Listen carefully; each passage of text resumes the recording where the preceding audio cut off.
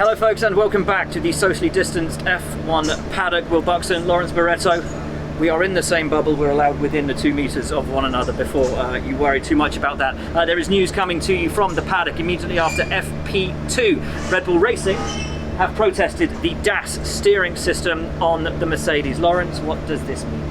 It means that at the end of today, and hopefully before FP3 tomorrow, we're going to know whether that system is legal or not. And I think all the way through testing, Mercedes have insisted that they're happy with what the FIA have said and that the system is legal, but we haven't had any official clarification.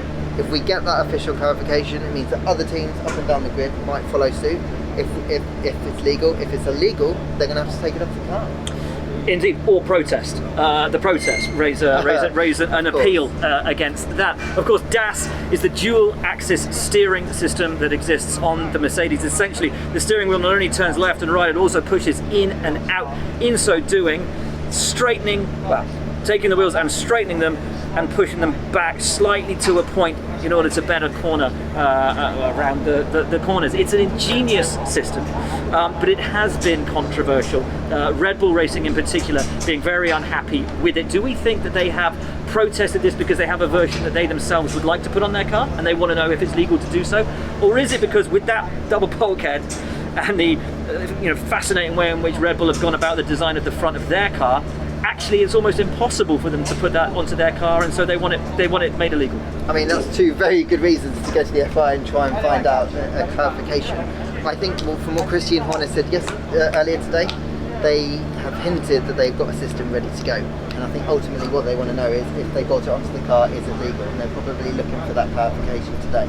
One thing that Toto Wolff did say earlier today was that if a protest was coming, he hoped it would be done at an appropriate time, i.e. not after the race. So much work has gone into getting Formula One back up and running again. If we'd had that race result, which was immediately protested, it would have seemed, I think, quite unbeneficial, a little bit farcical maybe after all of this work. So to have it done tonight is positive, because at least, as you say, we'll have an answer tomorrow. Definitely. We would have had a cloud over the first race back, and that would have been a real disappointment. Obviously, everyone worked so hard to get us here in the first place.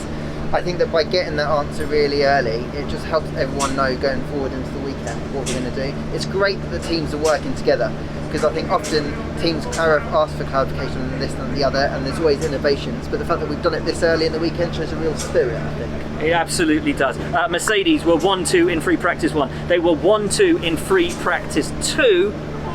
But will that system that may have helped them get up into those top places still be legal come the morning? It's going to be fascinating to find out, but we will know by tomorrow what the stewards, and it is only up to the stewards here to determine it, and the team can then take up their umbrage with it one way or another. We will know by tomorrow. So that's the position as it stands at the end of day 1 of the season. It happened quickly, didn't it? It did, but at least it's done now. Let's just say that, and we won't have to talk about it for the rest of the season. Absolutely, let's hope not. From Lawrence then and myself, we'll see you tomorrow when hopefully we'll have a little bit more news.